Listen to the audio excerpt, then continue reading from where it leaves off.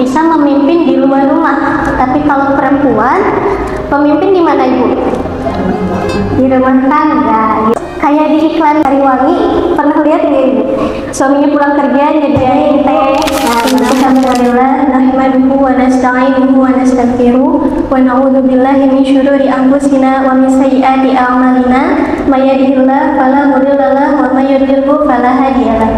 Asyhadu an la ilaha illallah wahdahu la syarikalah wa asyhadu anna Muhammadan abduhu wa rasuluhu alladzi la nabiyya ba'dahu amma ba'du. Faqala Allah Ta'ala fil Qur'anil Karim, a'udzu billahi minasyaitonir rajim, wa in ta'uddu ni'matallahi la tahsuha, innallaha laghafurur rahim. Dan jika kamu menghitung-hitung nikmat Allah, niscaya kamu tidak dapat menghitungnya. Sungguh Allah Maha Pengampun lagi Maha Penyayang. Puji serta syukur hanyalah pantas kita ucapkan kepada Allah Subhanahu wa Ta'ala, karena di mana ayat yang tadi berbunyi bahwa nikmat Allah itu sangat banyak ya, kita tidak bisa menghitungnya.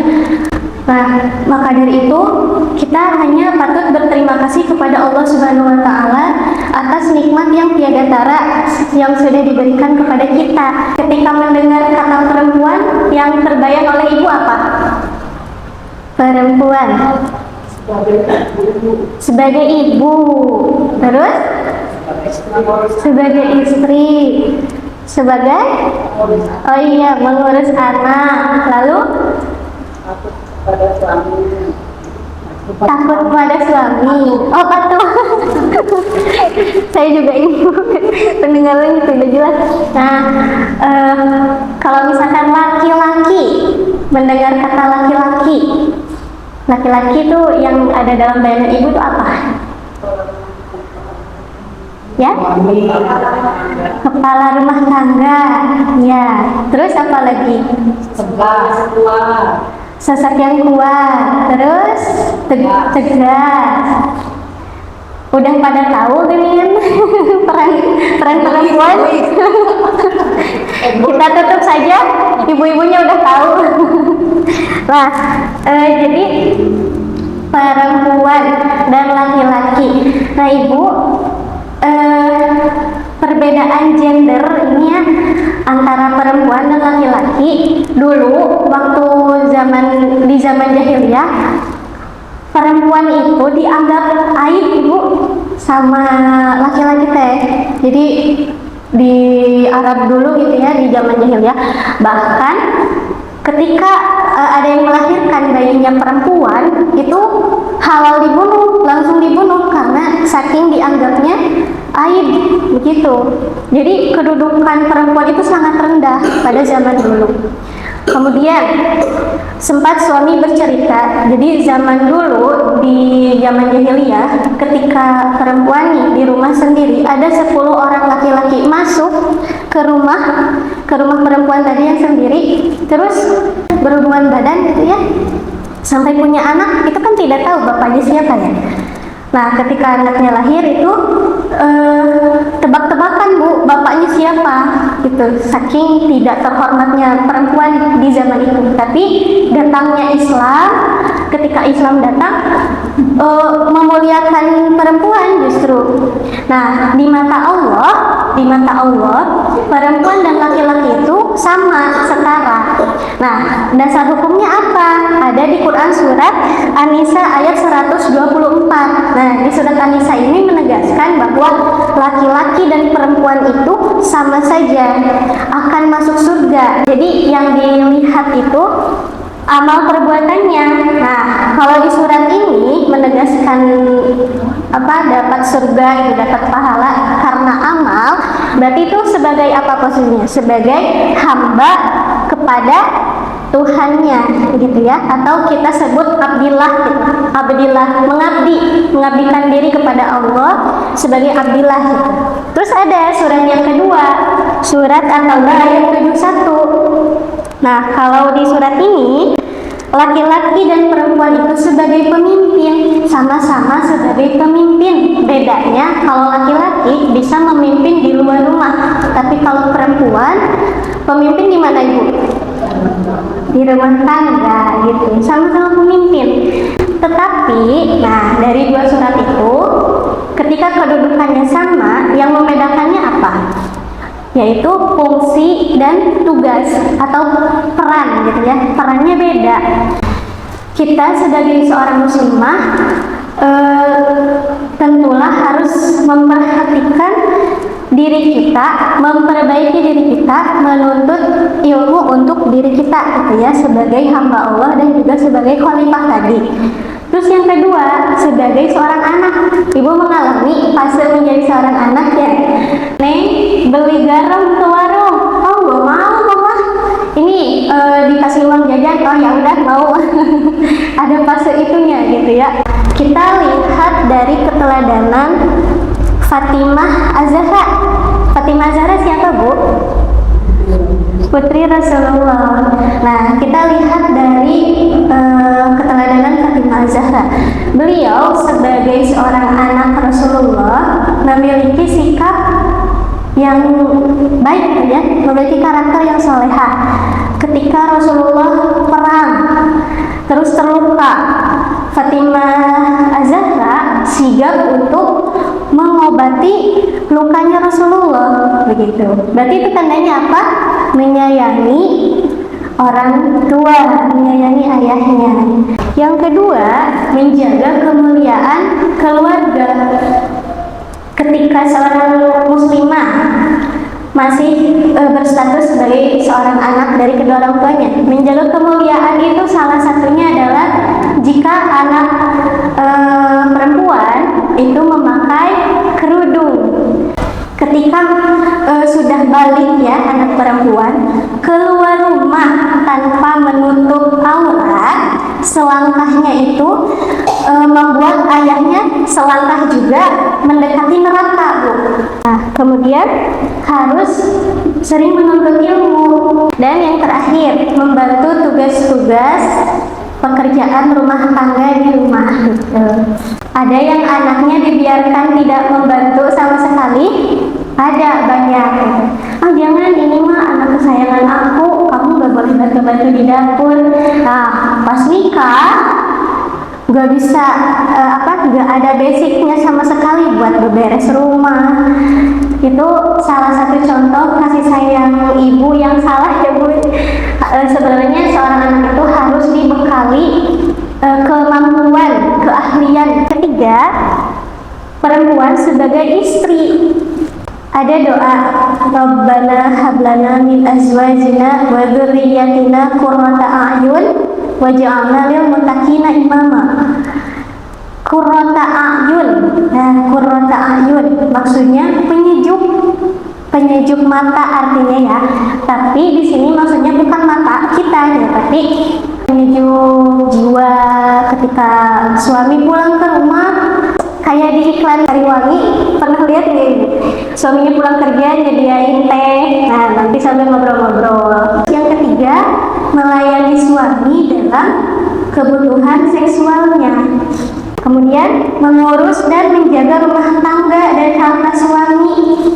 Ada tipe suami yang membebaskan istrinya untuk mendekor rumah, bisa, atau menjaga rumah, menata ruang tamu gitu ya.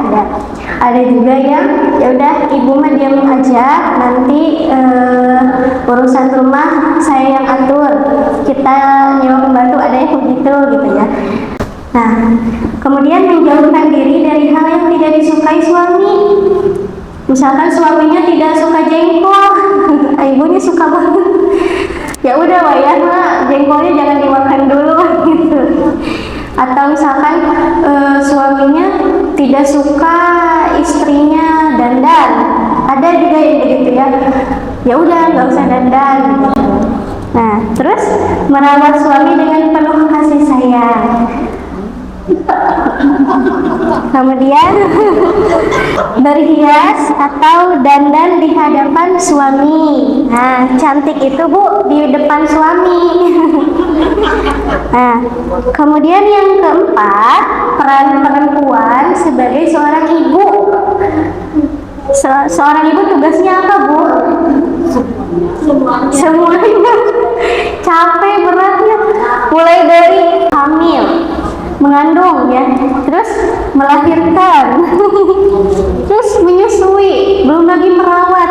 Nah, sekarang saya mengalami lumayan berat, apalagi lagi fase nempel terus. Wah, Masya Allah, nempel terus. Itu tuh salah satu fase yang paling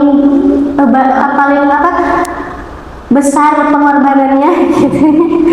Nah, bahkan gara-gara status ibu ini, Rasulullah itu sampai menyebutkan 3 kali ketika ada seorang yang bertanya, "Ya Rasulullah, siapakah yang berhak aku baktikan diri gitu ya setelah Allah dan Rasul?" Rasul kan menjawab, "Ibumu," kemudian "Ibumu," kemudian "Ibumu," nah baru "Ayahmu," gitu kan. Saking mulianya kedudukan seorang ibu. Nah, karena tadi kayaknya tugasnya juga berat banget gitu. Maaf ya Bu, kecaletan itu bahasa Sunda. Ngerti? Nah, gitu. Kemudian yang tak kalah berat ini nih Bu, menyiapkan anak-anak kita untuk menjadi generasi yang beriman dan bertakwa, yang bermanfaat bagi bangsa, negara, dan agama. Nah, ini hakikatnya kita melahirkan keturunan yang menjadi abdillah dan khalifah. Seorang ibu itu al-ummu madrasatul ula, sudah sering dengar ya. Sekolah mah cuma 25% Bu, 75%-nya itu di keluarga, ibu, ayah, dan juga lingkungan. Bahkan mau sebaik apapun kita mendidik anak kita, kalau lingkungannya, teman-temannya menjerumuskan ke hal negatif, kan susah Ibu ya. Dikasih tahu, kamu kalau keluar harus pakai kerudung. Nah, sih pakai kerudung kan lebih cantik, kelihatan rambut gitu kan.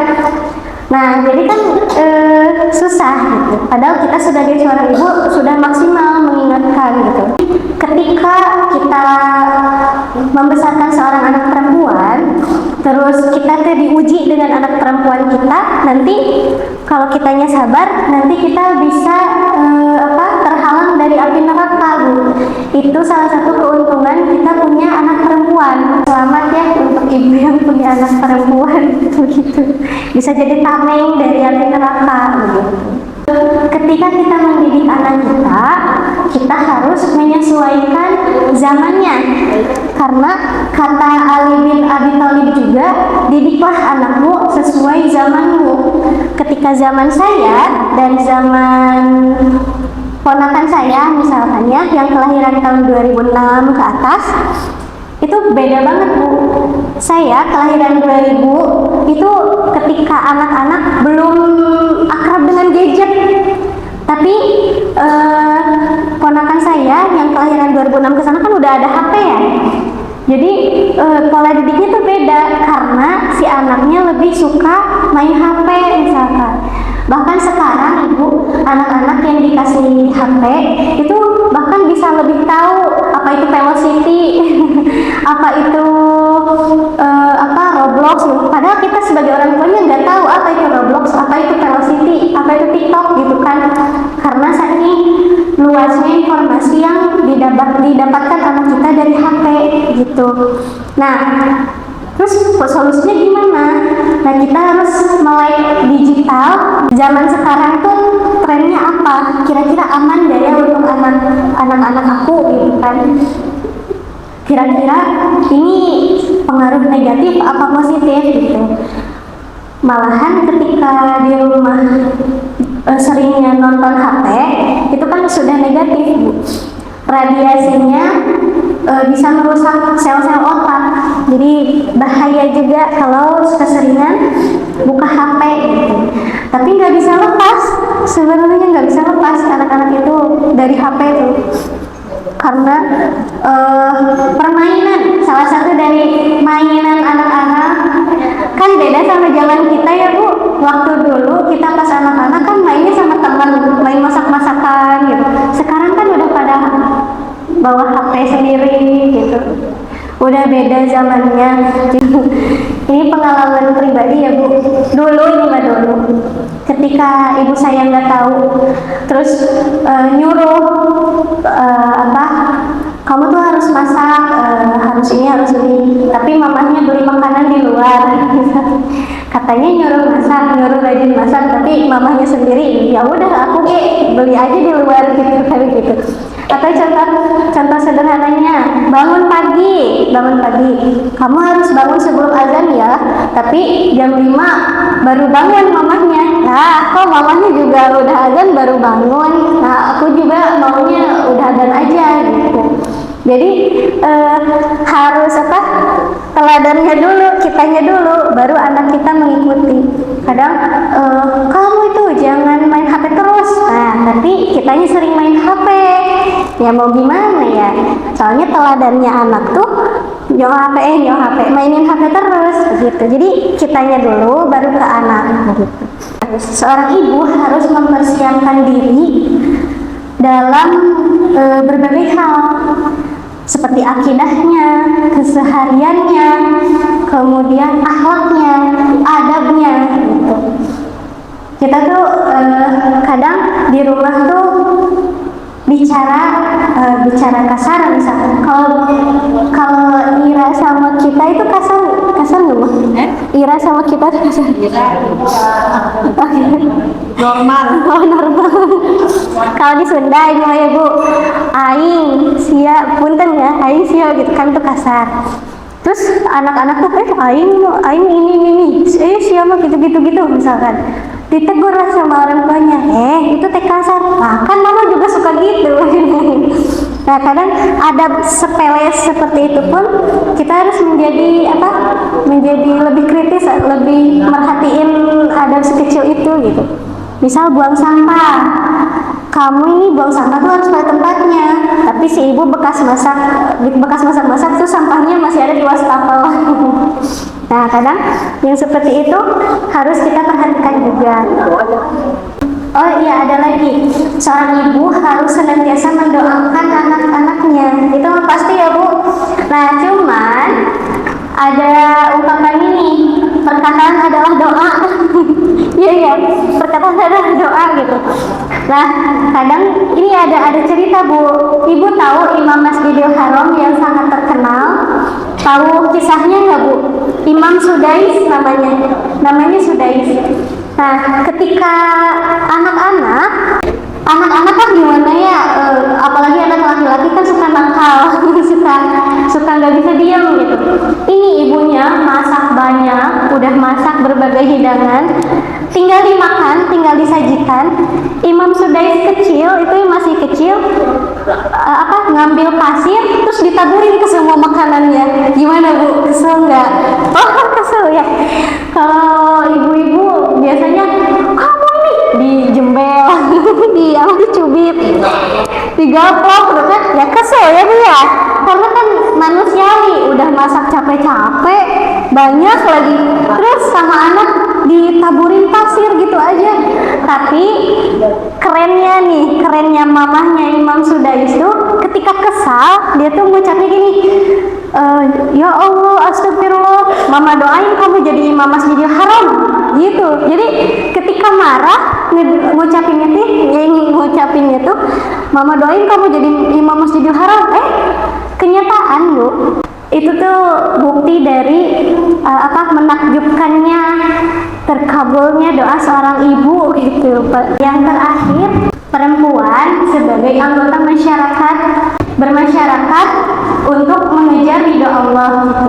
Dengan tetangga berhubungan baik, dengan sesama orang tua murid berhubungan baik. Nah ibu-ibu di sini duduk bersosialisasi, bersilaturahmi, kunjungan ke setiap rumah anggota misalkan. Jadi kita bersilaturahmi yuk, liliwetan, ngariungnya tuh ngariung, tahu ngariung nggak? Iya, ngariungnya tuh ngariung bermanfaat. Jadi bukan sekedar ngarumpi ngegosipin orang gitu, enggak. Tapi ada kajiannya. Mungkin ibu-ibu di sini sudah ngerasain ya. Kajiannya ada, terus sharing ilmunya ada gitu. Bu, saya tuh begini-begini. Oh iya, kalau saya sih gini-gini. Jadi bertukar ilmu, bertukar pengalaman gitu. Berdakwah. Nah, ibu di sini duduk, saya yang menyampaikan, ibu duduk di sini. Terus Terus ibu pulang mengamalkan apa yang saya sampaikan, itu bisa jadi dakwah, Bu. Tapi dakwahnya bukan dakwah bil lisan, bukan dakwah lewat ucapan, tapi dakwah lewat tindakan. Kalau misalkan diamalkan, terus nantinya ada yang mengikuti, nah ibu juga bisa dapat pahala dakwah itu, Bu. Jangan ibu tuh tadinya keluar nggak pakai kaos kaki, misalkan kan kaki juga aurat ya, terus nggak pakai kaos kaki, ibu tiba-tiba pakai kaos kaki, terus ada yang nanya, ibu sakit, kok pakai kaos kaki? Enggak, bukan, ini kan kaki aurat, misalkan gitu. Oh gitu ya, oh ya udah, saya juga mau pakai kaos kaki aja. Nah gitu, itu bisa jadi apa, dapat pahalanya juga berlipat ganda, Bu. Ibu memakai dan ada orang yang memakai karena lihat tindakan ibu.